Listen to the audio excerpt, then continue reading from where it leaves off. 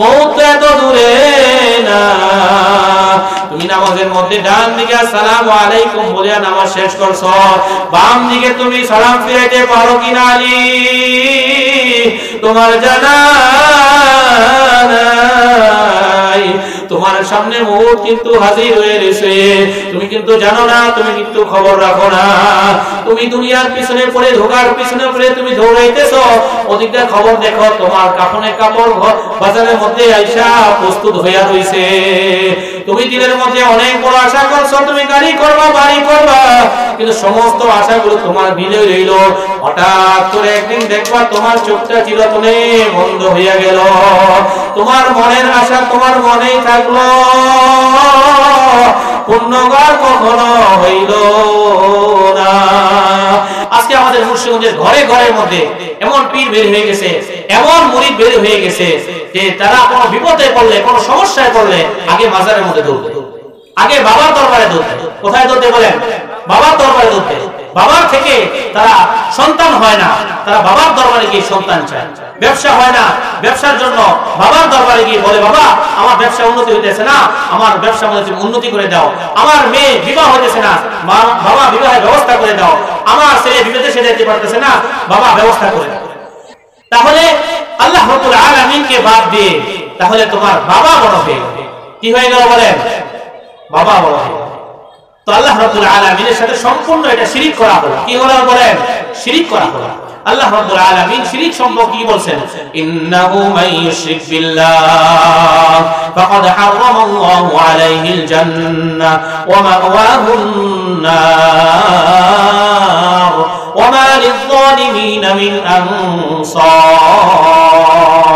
যে ব্যক্তি রব্বুল আলামিনের সাথে শিরক করলো, রব্বুল আলামিন বলেন ইন্নাহু মান ইউশরিক বিল্লাহ ফাকাদ হারামাল্লাহু আলাইহিল জান্নাহ, ওই ব্যক্তির জন্য জাহান্নাম হারাম হয়ে গেল। ওয়া মাওয়াহুন নার, তার ঠিকানা হয়ে গেল জাহান্নাম। বলেন নাউজুবিল্লাহ। একজন হিন্দু সেও জাহান্নামে গেল, আর তুমি মুসলমানের ঘরে জন্মগ্রহণ করেও তোমার ঠিকানা কোথায় হয়ে গেল বলেন? জাহান্নাম হয়ে গেল। কিসের কারণে হলে বলেন? শিরিকের কারণ। কিসের কারণে বলেন? শিরিকের কারণ। নামাজ পড়ে, রোজা রাখে, হজ করে, যাকাত দেয়, সব কিছু ঠিক আছে, মসজিদের প্রথম কাতারে গিয়ে দাঁড়ায়, মসজিদ নামাজ পড়তে পড়তে তার কপাল কালো হয়ে গেছে, অথচ লোকটার আকীদা বেদাতি, লোকটার আকীদা শিরকি। এই কারণে রব্বুল আলামিন তার ঠিকানা কোথায় বানাইছেন বলেন? জাহান্নাম। আল্লাহ তাআলা আমাদেরকে এই মজলিসে আসার তৌফিক দান করেন না। আল্লাহ রাব্বুল আলামিন আমাদেরকে আল্লাহ ওয়ালাদের মজলিসে, জাকিরিন শাকিরিনদের মজলিসে আসার তৌফিক দান করেন। এটা আল্লাহ রাব্বুল আলামিনের অনেক বড় মেহেরবানি, ফজল, করম, দয়া। আমরা কেউ এখানে আমাদের শিক্ষার যোগ্যতা, বংশের যোগ্যতা, টাকা পয়সার গরমে, ক্ষমতার গরমে আমরা কেউ এখানে আসতে পারি না। একমাত্র রব্বুল আলামিন আমাদেরকে এই জান্নাতের বাগানে আসার তৌফিক দান করেন। এই জন্য মাইকের আওয়াজ যেই পর্যন্ত যাইবে, প্রত্যেকটা মুসলমান ভাই বোনদেরকে বলবো, আগামীকালকে আর এই মেলা থাকবে না। থাকবে? এই জান্নাতের বাগান থাকবে? আল্লাহ ওয়ালা আসবে এখানে। আজকে জীবনের সুবর্ণ সুযোগ মনে করে এই মজলিসের এখন থেকে শুরু করে একবারে আখির মুনাজাত পর্যন্ত আল্লাহ ওয়ালা দোয়া করে যাবেন। দোয়া করে আল্লাহ ওয়ালার দোয়া নিয়ে আমরা ইনশাআল্লাহ বাড়িতে যাব। তো সম্মানিত হাজিরিন, আমি যে আপনাদের নিকট আয়াতে কারিমা তেলাওয়াত করছি সূরা বাকারার 155 এবং 156 আয়াত, 56 নং আয়াত। এই আয়াতের মধ্যে আল্লাহ রাব্বুল আলামিন বান্দা বান্দীদেরকে পরীক্ষা সম্পর্কে বলেছেন। কি কি দিয়ে আল্লাহ রাব্বুল আলামিন পরীক্ষা করবেন এবং পরীক্ষা যখন আসবে পরীক্ষার মধ্যে কি করতে হবে, মুসিবত যখন আসবে কি করতে হবে। আমরা যে দুনিয়াতে বসবাস করতেছি, এই ফিতনার দুনিয়া, অশান্তির দুনিয়া, এই দুনিয়ার মধ্যে বাস্তবে পক্ষে কোনো শান্তি নাই। আছে বলেন? শান্তি আছে? শান্তি নাই। এই কিছুক্ষণ গরম, এই কিছুক্ষণ ঠান্ডা। এই বাড়িতে গেলে স্ত্রী কথা শুনে না, সন্তান কথা শুনে না, ব্যবসা প্রতিষ্ঠান ঠিক মতন চালানো যায় না, রাস্তাঘাটে বাজারে সব জায়গায় অশান্তি আর অশান্তি। এই দুনিয়ার মধ্যে আল্লাহ রাব্বুল আলামিন শান্তি রাখেন নাই। শান্তি আল্লাহ রাব্বুল আলামিন রাখছেন পরকালের মধ্যে, মুমিনদের জন্য জান্নাতের মধ্যে রাখছেন। কোথায় রাখছেন বলেন? জান্নাতে রাখছেন। সেখানে কোনো কষ্ট নাই, কোনো দুঃখ নাই। জান্নাতের মধ্যে আল্লাহ রাব্বুল আলামিন সেখানে একমাত্র সুখ আর সুখ, শান্তি আর শান্তি। কিন্তু আল্লাহ রাব্বুল আলামিন আমাদেরকে কেন এই ধোঁকার দুনিয়ায়, কেন এই পেরেশানির দুনিয়ার মধ্যে আল্লাহ রাব্বুল আলামিন কেন পাঠায়? ওই জান্নাত যদি আমাদের কামাই করতে হয়, তাহলে অবশ্যই এই দুনিয়াতে থেকেই জান্নাতকে কামাই করতে হবে। এই পরীক্ষার মধ্যে, দুনিয়ার পরীক্ষার মধ্যে পাস করে আমাদেরকে জান্নাত অর্জন করতে হবে। এজন্য আল্লাহ রাসূল সাল্লাল্লাহু আলাইহি ওয়াসাল্লাম হাদিস শরীফের মধ্যে বলেন, আদ-দুনিয়া মাযরাআতুল আখিরাহ, দুনিয়াটা হলো একটা পরকালের জন্য একটা ক্ষেত স্বরূপ। এই দুনিয়ার মধ্যে তাকিয়ে তুমি যদি একবার যদি সুবহানাল্লাহ বলে যদি আল্লাহকে তুমি ডাকো, তাহলে পরকালে তোমার জন্য জান্নাতে একটা গাছ হয়ে যাবে। দুনিয়াতে থাকা অবস্থায় তুমি নেক আমল করো, তাহলে এর প্রতিদান আর জাযা খায় তুমি পরকালেই পেয়ে যাইবা। এইজন্য দুনিয়াতে থাকা অবস্থায় আল্লাহকে মানতে হবে, আল্লাহর হুকুম মানতে হবে, আল্লাহ রাসূল সাল্লাল্লাহু আলাইহি ওয়াসাল্লামের তরিকা মোতাবেক আমাদেরকে চলতে হবে। কিন্তু এই ফিতনার জমানায় ঈমানের উপর থাকা, হকের উপর থাকা, হক্কানি উলামায়ে কেরামের সাথে থাকা, হক্কানি পীর মাশায়েখদের সাথে থাকা অনেক কঠিন। কি বলেন? মানুষ কোনটা হক কোনটা বেহক সেটা আজকে মানুষ চেনে না। মানুষ আজকে অন্ধভক্ত হয়ে গেছে। কোথায় গেলে জান্নাতের রাস্তা পাবে, কোথায় গেলে সিরাতে মুস্তাকিমের রাস্তা পাবে। যে ব্যক্তি সিরাতে মুস্তাকিমের রাস্তা দেখাইবে, ওই ব্যক্তি নিজেই ভুলের পথে আছে। তার মুরিদদেরকে, তার শাগির্দদেরকে কিভাবে সে সঠিক রাস্তা দেখাইবে সে তো নিজেই জানে না। দ্বীন ইসলাম সম্পর্কে তার তো বিন্দু পরিমাণ জ্ঞান নাই। বাংলাদেশের মধ্যে এমন পীর বহুত আছে যে পীররা তাদের মুখের মধ্যে দাঁড়িয়ে, ঠিক কিনা বলেন? পুরুষ এবং নারী একসাথে বৈশা নাচ গান করে, একসাথে বৈশা গাঞ্জা খায়, মদ খায়, আরো যত রকমের অশ্লীল ফাহেশা কাজ আছে সব কিছু। এর পিছনে দেখেন একদল মানুষ দৌড়ে, ধরে কি ধরে না বলেন? কি পাইতেছে? তো এই জন্য এই ফিতনার জমানার মধ্যে, এই ফিতনার জমানার মধ্যে হকের সাথে থাকা, হক্কানি উলামায়ে কেরামের সাথে থাকা, হক্কানি পীর মাশায়েখদের সাথে থাকা, এটা হলো নসিবের ব্যাপার। কিসের ব্যাপার ভাই বলেন? নসিবের ব্যাপার। আল্লাহ রাসূল সাল্লাল্লাহু আলাইহি ওয়াসাল্লাম হাদিস শরীফের মধ্যে বলেন, মান ইউরিদিল্লাহু বিহি খায়রান ইউফাক্কিহু ফিদ্দীন। আল্লাহ রাব্বুল আলামিন যা খায় চান, কল্যাণ চান, ভালো চান, রব্বুল আলামিন তাকে দ্বীনের সহিহ বুঝদান করেন। বলেন সুবহানাল্লাহ। আপনি তো চিন্তা করে দেখেন বাবা, আপনার ঘরের পাশে দেখেন একজন হিন্দু, তার হাত পা চোখ কান সব ঠিক আছে, তার খাওয়া দাওয়া ঘুম ব্যবসা বাণিজ্য বিবাহ শাদী সব কিছু ঠিক আছে, কিন্তু লোকটার ধর্ম ঠিক নাই। কি ঠিক নাই? ধর্ম ঠিক নাই, কাফের, সে গায়রে মুসলিম। গায়রে মুসলিম হওয়ার কারণে মরার সাথে সাথে তাকে জাহান্নামে চলে যেতে হবে। একই স্কুলে সে লেখাপড়া করছে, শিক্ষিত হয়েছে, ডক্টর হয়েছে, ইঞ্জিনিয়ার হয়েছে, জ্ঞানের কোনো অভাব নাই, কিন্তু রব্বুল আলামিন তার খায়ের চান নাই, ভালো চান নাই। এজন্য ইসলাম থেকে সে দূরে সরে গেছে, এজন্য সে কাফের হয়ে গেছে। কাফের হওয়ার কারণে তার ঠিকানা কোথায় হয়ে গেছে বলেন? জাহান্নামে হয়ে গেছে। আবার আপনার পাশে এক শ্রেণীর ভাইয়েরা আছে, দেখেন তারা বিভিন্ন ভণ্ড পীরের হাতে বায়াত গ্রহণ করছে। বছরে একবার তারা সেখানে গরু নিয়ে যায়, ছেলে মেয়ে একসাথে তারা দল বেঁধে এরকম ভাবে বাবার দরবারে উরুস করতে যায়। ওই উরুসে গিয়া আবার একসাথে গিয়া বাবার দরবারে সেজদা দেয়। আছে কি আছে না বলে?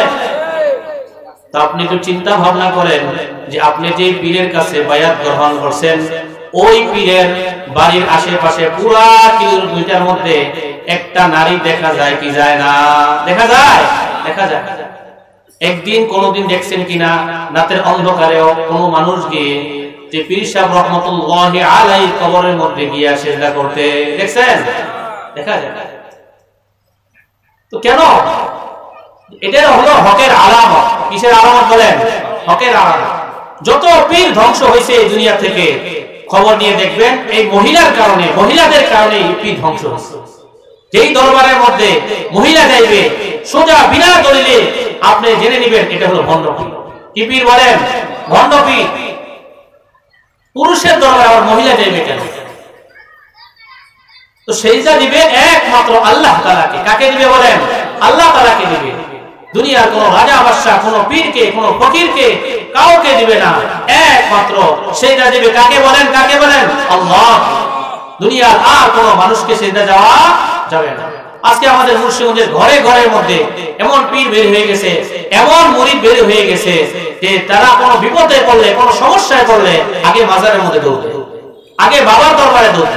কোথায় দৌড়ে বলেন? বাবার দরবারে দৌড়ে। বাবার থেকে তারা সন্তান হয় না, তারা বাবার দরবারে গিয়ে সন্তান চায়। ব্যবসা হয় না, ব্যবসার জন্য বাবার দরবারে গিয়ে বলে, বাবা আমার ব্যবসা উন্নতি হইতেছে না, আমার ব্যবসা উন্নতি করে দাও। আমার মেয়ে বিবাহ হইতেছে না, বাবা বিবাহের ব্যবস্থা করে দাও। আমার ছেলে বিদেশে যেতে পারতেছে না, বাবা ব্যবস্থা করে দাও। তাহলে আল্লাহ রাব্বুল আলামিনকে বাদ দিয়ে তাহলে তোমার বাবা বড় হয়ে গেল। কি হয়ে গেল বলেন? বাবা বড় হয়ে গেল। তো আল্লাহ রাব্বুল আলামিনের সাথে সম্পূর্ণ এটা শিরিক করা হলো। কি হলো বলেন? শিরিক করা হলো। আল্লাহ রাব্বুল আলামিন শিরিক সম্পর্কে কি বলছেন?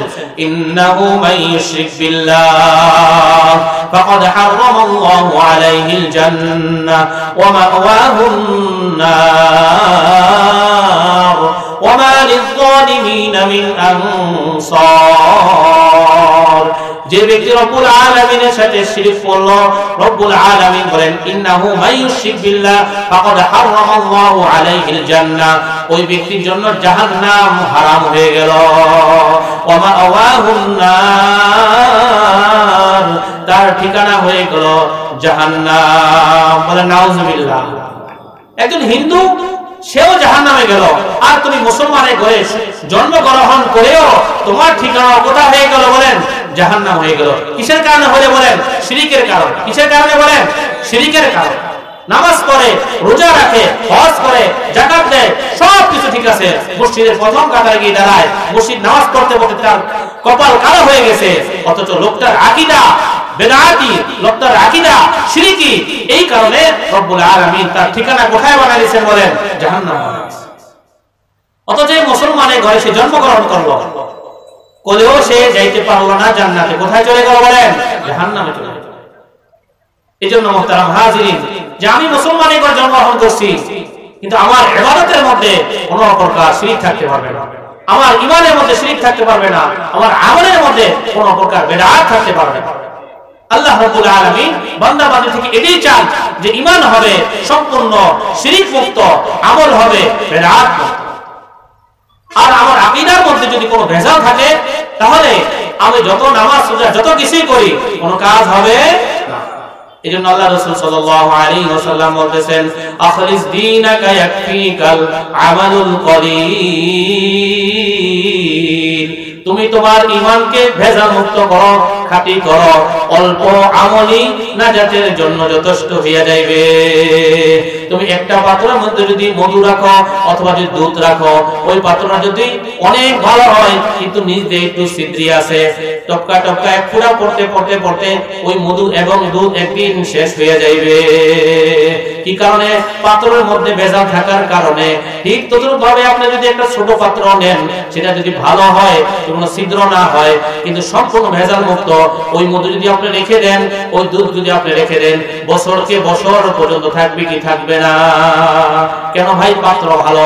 এই জন্য তোমার পাত্রকে, তোমার ঈমানকে তুমি ঠিক করো, অল্প যদি আমল করো, রব্বুল আলামিনের নিকট তুমি জান্নাতে পৌঁছে যেতে পারবা। বলেন সুবহানাল্লাহ।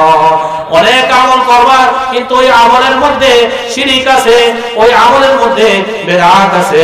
আল্লাহ রাসূল সাল্লাল্লাহু আলাইহি ওয়াসাল্লামের বাতানো তরিকা অনুযায়ী ওই আমল নয়, কিন্তু নিয়ম অনুযায়ী সেই আমল নয়। আল্লাহ রাসূলের বাহিরে গিয়ে তুমি করতেছো, যদিও দেখা যায় অনেক সুন্দর, কিন্তু আসলে আল্লাহ রাসূলের সাথে কোনো মিল নাই।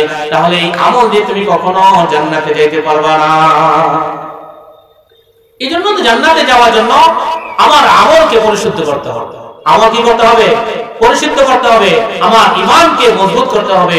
আমার ঈমানের মধ্যে কোনো প্রকার শিরক থাকতে পারবে না, আমার আমলের মধ্যে কোনো প্রকার বিদআত থাকতে পারবে না। চরমনার কোন মুরিদ কখনো শিরকের সাথে কোন বিদআতের সাথে কখনো সম্পৃক্ত থাকতে পারবে না। আছে কোন আছে বলেন? কেউ না। কেন? আমাদের হযরতরা, আমাদের শায়েখরা আমাদেরকে সঠিক রাস্তা, কোনটা হক কোনটা বাতিল, কোনটা শিরক কোনটা বিদআত আমাদেরকে স্পষ্ট রাস্তা দেখায় দিয়েছে। সুতরাং আমাদের মুরব্বিদের বাতানো তরিকা অনুযায়ী আমাদেরকে চলতে হবে। রাজি আছি না ইনশাআল্লাহ ভাই? কোন শিরকের সাথে, কোন মুশরিকের সাথে, কোন বিদআতের সাথে আমাদের কোনো আপোষ নাই। আল্লাহর কাছে সবচেয়ে দামি জিনিস কি বলেন? ঈমান। সবচেয়ে দামি কি বলেন? ঈমান। যদি ঈমান না থাকে আমাদের কোনো দাম নেই। এজন্য আমার ঈমান মজবুত থাকতে হবে। ঈমান মজবুত কিভাবে থাকবে? আল্লাহ ওয়ালাদের সুহবতে গেলে আমার ঈমান মজবুত হবে, নেক আমল করলে আমার ঈমান মজবুত হবে, কোরআন তেলাওয়াত করলে, এরকম ভাবে জিকির আজকার করলে, এক কথা যত ভালো কাজ আছে সব কিছু যখন করব তখন আমার ঈমান মজবুত হবে। আর ঈমান নষ্ট হবে কিভাবে? ঈমান নষ্ট হবে যখন আমি গুনার কাজ করব। কি কাজ করব বলেন? গুনার কাজ করতে আমার খুব ভালো লাগে, মজা লাগে। হ্যাঁ, আমি খুব হাজী সাহেব, খুব বড় আমি জাকিরিন শাকিরিন, কিন্তু দেখা যায় যখন আমার মেয়ের বিবাহ হয়, আমার ছেলের বিবাহ হয়, এরকম ভাবে স্টেজ করে আমি মহিলাদেরকে নাচ গান করাই কি করি না বলেন? আবার বুড়ায় হাজী সাহেব কোনায় কোনায় বসা খুব মজা পায়, খুব হাসতেছে, খুব আনন্দ পাইতেছে। তো হাজিরাও তো পাজি। যেখানে একটা ভালো কাজ হবে, নেক কাজ হবে, সেখানে তুমি হাজী সাহেব বলে তুমি আজকে চমনায় ব্যানার লাগায়া তুমি আজকে তেলার অনুষ্ঠান করতেছো, তোমার বোনকে তুমি, তোমার এরকম মেয়েকে তুমি প্রদর্শনী করতেছো, এটা কখনো দিনদার, নেককার, আল্লাহওয়ালা, ঈমানদারের কোনো কাজ হতে পারে না। এজন্য সমস্ত হারাম থেকে আমাকে বাঁচতে হবে, সমস্ত হারাম থেকে আমাকে বাঁচতে হবে। নামকে অস্তে আমি মুরিদ হইলাম, নামকে অস্তে জিকির করলাম, জাকিরিনদের সাথে আমি থাকলাম, কিন্তু দেখা যায় ওই গুনার বর্জিত আমি থাকলাম, কখনো আপনি ঈমানদার হইতে পারেন না। এজন্য ঈমান হইতে হবে মজবুত। ঈমান আমাকে কখনো গুনার কাজে দিবে না। ঈমান সব সময় আমাকে নেকের কাজের দিকে রাখবে, ভালো কাজের দিকে, ভালো কথার দিকে। যেখানে ভালো কাজ হবে, যেখানে দ্বীনি মাহফিল হবে, যেখানে আল্লাহ ওয়ালা আসবে, যেখানে হক্কানে উলামায়ে কেরাম আসবে, সেই মজলিসের মধ্যে আমাকে যেতে হবে। রাজি আছি না ইনশাআল্লাহ? এজন্য আমাদের ঈমানকে মজবুত করতে হবে। ঈমান আল্লাহ রাব্বুল আলামিনের নিকট সবচেয়ে দামি ঈমান। একটা মানুষ তার টাকা পয়সা নাই, কোনো কিছু নাই, সে দিন মজুরি, রিকশা চালায়, ভ্যান চালায়, বিশুক চালায়, কৃষক কাজ করে, কিন্তু তার কাছে মূল্যবান একটা জিনিস আছে।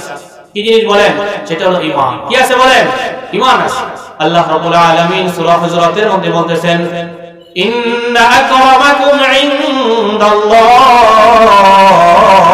আতকাকুম, আমার নিকট সবচেয়ে দামি হলো ওই ব্যক্তি যে ব্যক্তির নিকট আমার ভয় আছে, তাকওয়া আছে, ওই ব্যক্তি হলো আমার নিকট সবচেয়ে দামি। আজকে দুনিয়ার মধ্যে তোমার ভালো পোশাক নাই বিদায়, টাকা পয়সা নাই বিদায় তোমাকে মানুষ কোনো সম্মান করে না, মূল্যায়ন করে না। রব্বুল আলামিন বলতেছে, হে বান্দা বান্দি শুনে রাখ, তোর কাছে ঈমান আছে, তাকওয়া আছে, তুই আমার চেয়ে সবচেয়ে বেশি দামি। বলেন সুবহানাল্লাহ। দুনিয়ার মধ্যে তুমি অনেক রাজা বাদশা, অনেক বড় বিল্ডিং এর মালিক, অনেক বড় তুমি সম্পদের মালিক, অনেক ক্ষমতার মালিক, কিন্তু তোমার মধ্যে ঈমান নাই। রব্বুল আলামিন বলেন, তো আমার কাছে তো বিন্দু পরিমাণ কোনো দাম নাই। দাম আছে? কোনো দাম নাই। এজন্য আল্লাহর কাছে দামি হইতে হলে কি করতে হবে বলেন? তাকওয়া অর্জন করতে হবে, আল্লাহর ভয় ঢুকাইতে হবে, ঈমানকে কি করতে হবে? মজবুত করতে হবে। সম্মানিত হাজিরিন, আমি যে আপনাদের নিকট আয়াতে কারিমা তেলাওয়াত করছি সূরা বাকারার 155 এবং 156 নম্বর আয়াত। আল্লাহ রাব্বুল আলামিন এই আয়াতের মধ্যে আল্লাহ রাব্বুল আলামিন কি বলতেছেন? وَلَنَبْلُوَنَّكُمْ بِشَيْءٍ مِّنَ الْخَوْفِ وَالْجُوعِ وَنَقْصٍ مِّنَ الْأَمْوَالِ وَالْأَنفُسِ وَالثَّمَرَاتِ وَبَشِّرِ الصَّابِرِينَ।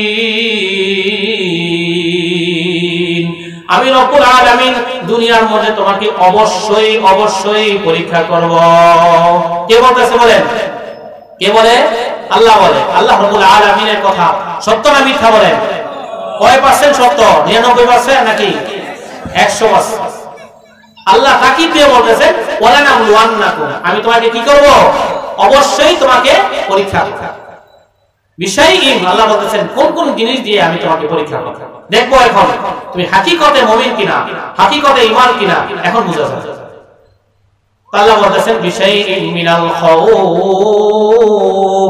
সর্বপ্রথম তোমাকে আমি ভয় দিয়ে পরীক্ষা করব। কি দিয়ে পরীক্ষা করব? ভয়। ভয় কিসের ভয়? এক নাম্বার হলো জালেমের ভয়, কাফেরের ভয়, যে আমাকে এখন যুদ্ধের জন্য প্রস্তুত, যুদ্ধে যাইতে হবে, দিলের মধ্যে ভয় আসবে, আমি যদি যুদ্ধে যাই আমার সংসারে কি অবস্থা হবে, আমার সন্তানের কি অবস্থা হবে, আমার ব্যবসা বাণিজ্যের কি অবস্থা হবে। এই যে দিলের মধ্যে একটা ভয় আছে, কি আছে না বলেন? যুদ্ধের জন্য যখন প্রস্তুত হইতে হবে, যুদ্ধের জন্য যখন আদেশ আসবে আমিরের, সমস্ত কিছু ফালায় দিয়ে সমস্ত ভয় উপেক্ষা করে যুদ্ধের ময়দানে যাইতে হবে, ঝাঁপায় পড়তে হবে। কি বলেন? এরপরে বলেন যে জালেমের বিরুদ্ধে যখন তোমার ডাক আসবে, আন্দোলনের ডাক আসবে, আজকে রাস্তায় নামতে হবে, তোমার দিনের মধ্যে ভয় আসবে কি, যে পুলিশ আমাকে সাইজ করবে, পুলিশ আমাকে সাইজ করবে, পুলিশ আমাকে গ্রেফতার করবে, থানায় নিয়ে যাবে, আমাকে থানায় বছরকে বছর থাকতে হবে। এই যে দিলের মধ্যে একটা ভয় আছে, কি আছে না বলেন? তাহলে কেমন ইমানদার? অন্যায়ের বিরুদ্ধে ডাক আসছে, এখন আর ঘরে বসে থাকা যাবে না, এখন ওই রাস্তার ময়দানে বের হয়ে যেতে হবে, নামতে হবে। এরপরে সম্পদ যদি হয়ে যায় বেশি, দিলের মধ্যে ভয় যে আমাকে যাকাত দিতে হবে, আমি যদি যাকাত দেই তাহলে তো আমার মাল কমে যাবে, এই ভয় আছে, কি আছে না বলেন? অনেক মুসলমান যাকাত দিলে কি হয়? মাল বাড়ে না কমে? বলেন বাড়ে। আল্লাহ রাব্বুল আলামিন বলেন যাকাত দিলে মাল বেড়ে যায়, কিন্তু আমার দিলের মধ্যে ভয়, আমি যদি যাকাত দেই 1 লক্ষ টাকার মধ্যে 2,500 টাকা যদি যাকাত দিয়ে দেই, এই 2,500 টাকা আমার কমে। তো এই যে একটা ভয়, এটা হলো সম্পদের ভয়। কিসের ভয় বলেন? সম্পদের ভয়। আল্লাহ রাব্বুল আলামিন বলেন সর্বপ্রথম তোমাকে আমি ভয় দিয়ে পরীক্ষা করব, ভয় দিয়ে পরীক্ষা করব। তোমার দিলের মধ্যে আমার মহব্বত বেশি নাকি তোমার সংসারের মহব্বত বেশি, তোমার সন্তানের মহব্বত বেশি, তোমার ব্যবসার মহব্বত বেশি, তোমার সন্তান আদি সবচেয়ে বেশি, সব থেকে বেশি মহব্বত কার থাকতে হবে বলেন? আল্লাহর মহব্বত থাকতে হবে। আমাদের নমুনা সাহাবা আজমাইন দেখাই দিয়ে গেছেন যে বাসর রাতের মধ্যে হযরত হামজা রাদিয়াল্লাহু তাআলা আনহু যুদ্ধের ময়দানে আল্লাহর রাসূল বলছে, যুদ্ধ ডাক আসছে, নতুন বিবি ঘরের মধ্যে আসছে, তার সাথে মিলন হয়েছে, জিহাদের ডাক আসছে, ওই নাবাক অবস্থায় সে ঘর থেকে স্ত্রীকে ফালা সে চলে গেছে, ওখানে সে শহীদ হয়ে গেছে। তো সাহাবা আজমাইন আমাদের নমুনা দেখাই দিয়ে গেছে, কিন্তু আমরা আমাদের সন্তান, আমাদের স্ত্রী, আমাদের মায়ের মহব্বত আমরা এগুলো ছাড়তে পারি না। যখন অন্যায়ের বিরুদ্ধে আমাদের ডাক আসে তখন আমরা বের হইতে পারি না, যাইতে পারি না। কিসের কারণে বলেন? ভয়। কিসের কারণে বলেন? ভয়ের কারণে। তো আল্লাহ বলেন মিনাল খাউফি, সর্বপ্রথম হলো খাউফ, ভয়ের কারণ। এই ভয় হলো, আবার অনেক ওলামায়ে কেরাম আছে, অনেক মানুষ আছে ভয়ের কারণে সে হক কথা বলে না। কি কথা বলে না বলেন? হক কথা মিম্বর থেকে বলতে চায় না, মাহফিল থেকে বলতে চায় না। ভয় দিলের মধ্যে যদি হক কথা বলি তাহলে হইতে পারে আমাকে পুলিশ এখানেই আছে, আমাকে অ্যারেস্ট করে নিয়ে যাবে। যদি সরকারের বিরুদ্ধে কথা বলি তাহলে আমাকে অ্যারেস্ট করে নিয়ে যাবে। আমি যদি অমুক দলের বিরুদ্ধে কথা বলি তাহলে আমাকে অ্যারেস্ট করে নিয়ে যাবে। এজন্য মাটির নিচে যে জান্নাতের জাহান্নামের বয়ান আছে ওই বয়ান করে, কিন্তু মাটির উপরে যে জুলুম চলতেছে, অত্যাচার চলতেছে মানুষের উপর, এই বয়ান তারা শোনায়। এই যে জুলাই মাস চলতেছে, গত বছর এই জুলাই মাসের মধ্যে ছাত্র সহ সর্বস্তরের জনতারা এই জালেমের বিরুদ্ধে তারা সর্বপ্রথম জুলাই মাসের মধ্যে মাঠের মধ্যে, ময়দানের মধ্যে আমাদের শায়েখ সহ সবাই নামছে কি নামে নাই বলেন? এই জালেমকে বাংলাদেশ থেকে বিতাড়িত করে দেওয়া হয়েছে, বিদেশে পাঠিয়ে দেওয়া হয়েছে, বেজ্জতির সাথে সে এই দেশ থেকে পালায় গেছে। কি জন্য ভাই? জুলুমের সীমা সে ছাড়াই গেছে। কোন শ্রেণীর মানুষ তার থেকে অত্যাচার থেকে সে বিরত ছিল না। তার নেতা কর্মী সবাই এরকম ভাবে তারা সাজায় বুঝায় দিয়েছিল যে তারা মনে হয় কিয়ামতের আগ পর্যন্ত তারাই দুনিয়াতে থাকবে। কি বলেন? তো রব্বুল আলামিন খেলা দেখাই দিয়েছে। যারা বলছে খেলা হবে, খেলা হবে, বড় বড় ডিক্লার দিছে, দেখা যখন খেলা শুরু হয়েছে তখন তারা পড়ায় বাংলাদেশ থেকে যাইতে বাধ্য হয়েছে। ঠিক কিনা বলেন? কিন্তু 1 বছর না যেতেই দেখা যাইতেছে আরেকটি দল তারা এরকম ভাবে ওই জালেমের মতন আবার তারা এরকম ভাবে ইঁদুরের গর্তা থেকে তারা এরকম ভাবে বের হয়ে আবার জুলুম মানুষের উপর শুরু করছে, আবার চাপাবাজি শুরু করছে, আবার জুলুম শুরু করছে, আবার এরকম ভাবে দর্শন শুরু করছে, আবার টেন্ডারবাজি শুরু করছে, মানুষের উপর আবার জুলুম শুরু করছে। ঠিক কিনা বলেন? বিভিন্ন জায়গার মধ্যে দেখা যাইতেছে আমাদের নেতা কর্মীদের উপর একের পর এক হামলা করতেছে।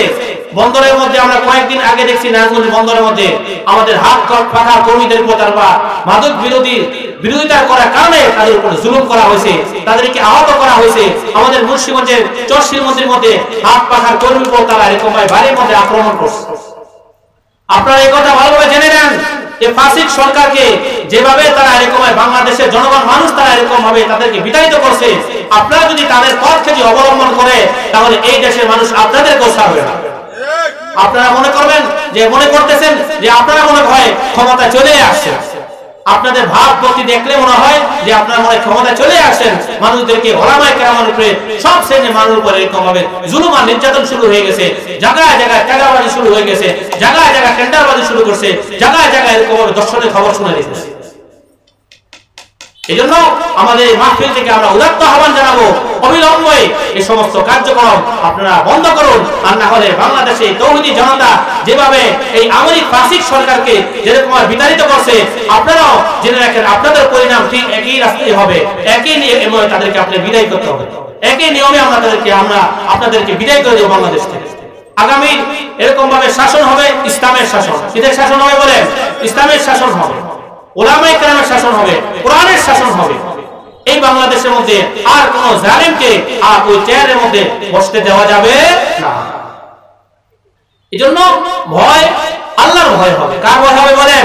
আল্লাহর ভয় হবে। কোন মাখলুক কোনো কিছু করতে পারবে না, কোন পুলিশ, কোন প্রশাসন, কোন সরকার, কোনো কেউ কিছু করতে পারবে না। ভয় হবে আল্লাহ। আমাদের শায়েখরা ভয় করে কাকে বলেন? আল্লাহকে ভয় করে, কোন কাউকে ভয় করে। এই জন্য ভয় করতে হবে আল্লাহ। তো আল্লাহ বলেন ওয়ালা নাবলুওয়ান্নাকুম বিশাইইম মিনাল খাউফ, সর্বপ্রথম আমি তোমাকে পরীক্ষা করব খাউফ দিয়ে, ভয় দিয়ে। বিশাইইম মিনাল খাউফি ওয়াল জু', এরপরে দ্বিতীয় নাম্বার পরীক্ষা হবে তোমাকে আমি ক্ষুধার্ত রেখে। কি রেখে? ক্ষুধার্ত রাখতে। তোমার সামনে নানান রকমের হারাম জিনিস আসবে, হারাম মাল আসবে, হারাম খাবার আসবে, তখন তুমি কি আল্লাহর জন্য কি তুমি ছেড়ে দিতে পারবা নাকি ওই হারামকে তুমি গ্রহণ করবে?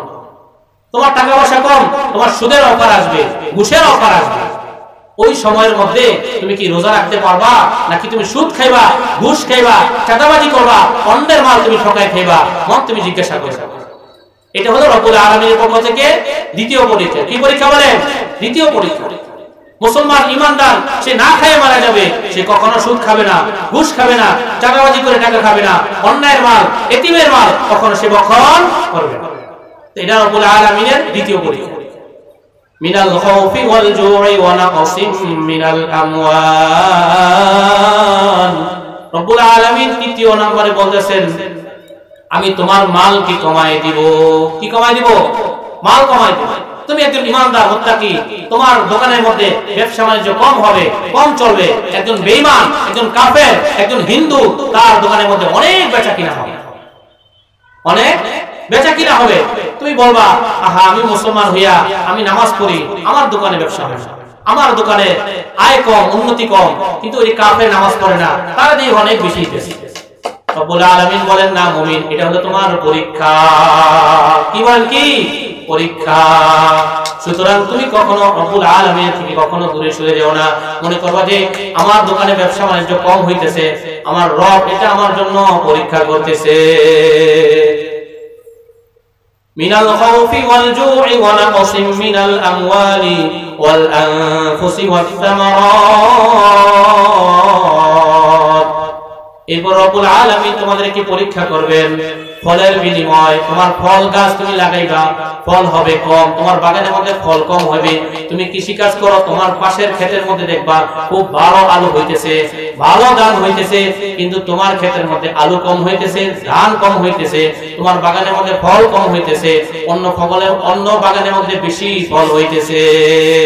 তখন তুমি রবকে কখনো তুমি গালি দিও না যে আল্লাহ আমাকে কেন কম দিল, ওই কাফেরকে, মুশরিককে, বেঈমানকে, বেনামাজিকে কেন বেশি দিল। এই কথা কখনো তুমি মুখ দিয়ে উচ্চারণ করো না। তখন তুমি মনে করবা যে রব্বুল আলামিন এটা আমার জন্য পরীক্ষা করতেছে। কি করতেছে? পরীক্ষা। আল্লাহর পক্ষ থেকে এটা পরীক্ষা আসছে। সুতরাং পরীক্ষা উত্তীর্ণ হওয়ার জন্য ধৈর্য ধরতে হবে। কি ধরতে হবে বলেন? সবর করতে হবে। আল্লাহ রাব্বুল আলামিন আল্লাহ রাসূলকে বলেন, আল্লাহ রাসূল আপনি আপনার ওই সমস্ত বান্দাদেরকে বলে দেন, ওয়াবাশশিরিস সাবিরিন, আপনি সুসংবাদ শোনায় দেন ধৈর্যশীলদের জন্য। অন্য আয়াতে আল্লাহ বলতেছেন, ইন্নাল্লাহা মা'আস সাবিরিন, ধৈর্যশীলদের সাথে কে আছে বলেন? জোরে বলেন, মুখ খুলে কে আছে? আল্লাহ আছে। সুতরাং তুমি এই যে বিপদ আবার তোমার যা কিছু যাইতেছে সব ক্ষেত্রে তুমি কি করবা? ধৈর্য ধারণ করবা। রাজি আছে তো ইনশাআল্লাহ? তো মুসিবতে পড়লে আল্লাহকে ভোলা যাবে না। মুসিবতে পড়লে আল্লাহকে গালি দেওয়া যাবে না যে আল্লাহ গরিবকেই দেখে আমাকে মুসিবত দেয়, আমি এত জিকির আজকার করি, এত দান সদকা করি, এত নামাজ পড়ি, এত কিছু করি, আল্লাহ আমাকে দেখে। তো বলেন যে আল্লাহ রাব্বুল আলামিন বলেন এটা অবশ্যই তোমার পরীক্ষা। সুতরাং এই পরীক্ষার মধ্যে কি করো? ধৈর্য ধারণ করো। পরে আয়াতে আল্লাহ বলতেছেন, আল্লাযীনা ইযা আসাবাতহুম মুসিবা ক্বালু ইন্না লিল্লাহি ওয়া ইন্না ইলাইহি রাজিউন। যারা এরকম ভাবে আপদে বিপদে মুসিবতের মধ্যে যখন এই মুসিবতে পড়ে, বিপদে পড়ে, তখন তারা এই কথা বলে, ক্বালু ইন্না লিল্লাহি ওয়া ইন্না ইলাইহি রাজিউন, নিশ্চয়ই এগুলো হলো আল্লাহর জন্য এবং আল্লাহর কাছে আমাদেরকে প্রত্যাবর্তন করতে হবে, ফিরে যেতে হবে। যখন মুসিবত পড়ে তখনই তারা কি বলে? ইন্না লিল্লাহি, সবাই বলেন ইন্না লিল্লাহি ওয়া ইন্না ইলাইহি রাজিউন। কিন্তু আমরা মুসলমান না বলি মনে হয় এটা হলো মরার দোয়া। কিসের দোয়া বলে? মরার দোয়া মনে করি না? যখন মসজিদের মধ্যে এলান হয় কোন ব্যক্তি মারা গেছে তখন বলি কি ইন্না লিল্লাহি ওয়া ইন্না ইলাইহি রাজিউন। সাথে সাথে আমরাও বলি, কি বলেন? কিন্তু যখন মুমিন মুসলমান একটা ধাক্কা খাবে, একটা উষ্টা খাবে, লাথি খাবে, তখন সাথে সাথে কি বলে? বলেন ইন্না লিল্লাহি ওয়া ইন্না ইলাইহি রাজিউন। যদি তোমার কলবের মধ্যে যদি মাওলাকে তুমি জায়গা করতে পারো, নিতে পারো, তাহলে সর্বপ্রথম এই শব্দ বের হবে ইন্না লিল্লাহি ওয়া ইন্না ইলাইহি রাজিউন। আর যাদের কলবের মধ্যে মাওলা নাই তারা বলে ও মা, ও বাবা, বলে কি? বলে না? তাহলে বুঝে যায় কি? দুনিয়ার মহব্বত আগে, মায়ের মহব্বত আগে, বাবার মহব্বত আগে। ও মামা, ও বাবা, বলে কি? বলে না ভাই? মুসলমান কি বলবে? ইমানদার কি বলবে? মুসিবতে আসে বলেন কি বলবেন? ইন্না লিল্লাহি ওয়া ইন্না ইলাইহি রাজিউন। অবশ্যই যদি তুমি মুসলমান হও, ইমানদার হও, রব্বুল আলামিনের পক্ষ থেকে অবশ্যই পরীক্ষা আসবে। পরীক্ষা দেওয়ার জন্য প্রস্তুত আছি আমরা ভাই ইনশাআল্লাহ। আল্লাহ রাসূল সাল্লাল্লাহু আলাইহি ওয়াসাল্লাম হাদিস শরীফের মধ্যে বলেছেন, আদ-দুনিয়া সিজনুল মুমিন ওয়া জান্নাতুল কাফির। এই যে তোমরা দুনিয়াটা দেখতেছো, এই দুনিয়াটা হলো মুমিনের জন্য, ঈমানদারদের জন্য হলো জেলখানা। কি খানা বলেন? জেলখানা। ওয়া জান্নাতুল কাফির, এবং যারা কাফের তাদের জন্য হলো ভালাখানা, বেহেশতখানা। দুনিয়াটা বেহেশতখানা। একজন মানুষ যখন জেলখানার মধ্যে যায়, বলে যা কিছু চায় সবকিছু সে পায়, বলেন পায় না। এখন তার স্ত্রী প্রয়োজন, স্ত্রীকে পাইবে? বলেন। তার সন্তানকে সে দেখতে মন চায়, পারবে? ভালো একটা খাবারের প্রয়োজন, এখন সে খাইতে পারবে? তার এখন ঘুরতে মন চাইতেছে, যে ঢাকা যাবে, চট্টগ্রাম যাবে, কক্সবাজার যাবে, কুয়াকাটা যাবে, পারবে? সম্ভব? বলেন সম্ভব। কেন? আল্লাহ রাসূল বলেন এটা হলো তোমার জন্য ভালাখানা, জেলখানা।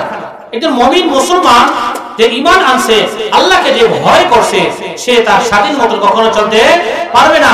জেলখানার মধ্যে যেরকম ভাবে নিয়ম কারণ আইন আছে, ঠিক তদ্রূপ ভাবে দুনিয়ার মধ্যে যখন তুমি থাকবা, দুনিয়ার জমিনের মধ্যে রব্বুল আলামিনের একটা আইন আছে, নিয়ম আছে, ওই জেলখানার মধ্যে তোমাকে থাকতে হবে। যেখানে সেখানে তুমি যেতে পারবা না, যা ইচ্ছা তা তুমি দেখতে পারবা না, যা ইচ্ছা তুমি তা খাইতে পারবা না। রব্বুল আলামিন কোন জিনিসটা তোমার জন্য হালাল করছে সেটা তোমাকে খাইতে হবে, কোনটা তোমার জন্য দেখা জায়েজ করছে সেটা তোমাকে দেখতে হবে, কোন জায়গায় গেলে তোমার নেকি হবে, সওয়াব হবে, সেই জায়গায় তোমাকে যেতে হবে। সুতরাং মুসলমান ইমানদার কখনো তার খায়েশ অনুযায়ী, তার মন করা অনুযায়ী সে কখনো চলতে পারবে না। একজন কাফের, একজন বেঈমান যখন সে দুনিয়াতে চলবে, কিন্তু যা কিছু চায় তার সব কিছু সে করতে পারবে। কেন? রব্বুল আলামিন আল্লাহ রাসূল বলেন যে তার জন্য হলো এটা হলো ভালো খানা, বেহেশত খানা। কি খানা? বেহেশত খানা। আর মুমিনের জন্য আল্লাহ রাব্বুল আলামিন যে আখিরাতে পরকালে যে জিন্দেগি রাখছেন, ওই জিন্দেগির মধ্যে আল্লাহ রাব্বুল আলামিন বলেন মুমিন না ওই জান্নাতের মধ্যে যা কিছু সে চাইবে সব কিছু সে পেয়ে যাবে। সুবহানাল্লাহ। ওয়ালাকুম ফিহা মা তাশতাহি আনফুসুকুম ওয়ালাকুম ফিহা মা তাদউন। কাল কিয়ামতের দিন যখন তুমি নফস তোমার যা চায় ওই জান্নাতে ঢোকার সাথে সাথে রব্বুল আলামিন তোমাকে সব কিছু দিয়ে দিবে। বলেন সুবহানাল্লাহ। এই আমার বান্দা বান্দীরা, দুনিয়াতে থাকা অবস্থায় তুমি তোমার চোখকে হেফাজত করছো, তোমার নফসকে তুমি হেফাজত করছো, তোমার লজ্জা স্থানকে তুমি হেফাজত করছো, তুমি যেখানে সেখানে তুমি যাও নাই, তুমি রবেরকে ভয় করছো। রবকে ভয় করার কারণে আজকে রব্বুল আলামিন তোমাকে জান্নাতের সুসংবাদ শুনাইছে। সুতরাং আজকে তুমি যা চাও রব্বুল আলামিন তাই তোমাকে দিয়ে দেবে। ওয়ালাকুম ফিহা মা তাদউন। রব্বুল আলামিন তোমার সাথে যে ওয়াদা করেছিল, এই ওয়াদা আজকে সম্পূর্ণ তোমার সাথে পরিপূর্ণ করে দিবেন। সুবহানাল্লাহ। এইজন্য আমাদেরকে এই জেলখানা মনে করতে হবে। কি মনে করতে হবে? দুনিয়াটা বলেন ভাই জেলখানা মনে করতে হবে। যা ইচ্ছা তাই করা যাবে না, যেখানে ইচ্ছা সেখানে যাওয়া যাবে না, যেটা মন চায় সেটা খাওয়া যাবে না। রব্বুল আলামিন যেটা হালাল করছেন ওটা আমাকে করতে হবে। তাহলে পরকালে আখিরাতের জিন্দেগিতে পরকালে রব্বুল আলামিন আপনার জন্য আমার জন্য বারাখানা রাখছেন, জান্নাতে রাখছেন। এই জন্য আমাদের এই হায়াতের জিন্দেগি কয় বছরের জিন্দেগি ভাই বলেন? কেউ বছর 50, কেউ বছর 40, কেউ বছর 70, কেউ বছর 80 হয়ে গেছে, কেউ দাঁতগুলো পরে বোকরা হয়ে গেছে, কেউ দাড়িগুলো সাদা হয়ে গেছে, অনেকেই কবরের দিকে চলে গেছে। আবার আমার যুবক শ্রেণী ভাইয়েরা মনে করতেছে আমার বছর মাত্র 18, আমি মাত্র মেট্রিক পরীক্ষা দিয়েছি, আমার বছর মাত্র 15, আমার বছর মাত্র 20, আমি এখনো বিবাহ করি নাই, আমার সন্তান হয় নাই, আমি আরো বাঁচবো আরো বাঁচবো। কি কয়? আরো বাঁচবো আরো বাঁচবো। এখনো মৌতের চিন্তা করা যাবে না, মাথায় আনাই যাবে না। ওদিকে রব্বুল আলামিন সূরা তাকাসুরের মধ্যে শুনাইতেছেন আলহাকুমুত তাকাসুর হাত্তা যুরতুমুল মাকাবির।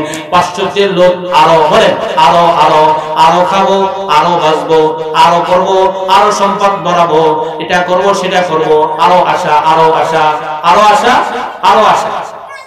এরকম সে ধারণা করতে করতে হঠাৎ একদিন আজরাইল আলাইহিস সালাতু ওয়াস সালাম তার বাড়িতে আয়েশা সিঙ্গেল দিয়ে দিবে। কি সিঙ্গেল দিবে? বাড়িওয়ালা নাই রে বাড়ি, নাই রে দুনিয়াতে। বলেন বাড়িওয়ালা নাই রে বাড়ি, নাই রে দুনিয়াতে। এই যুবক তুমি কিন্তু টাকা দেখো না, প্রতিদিন কি তুমি নিউজ গুলো দেখতেছো না?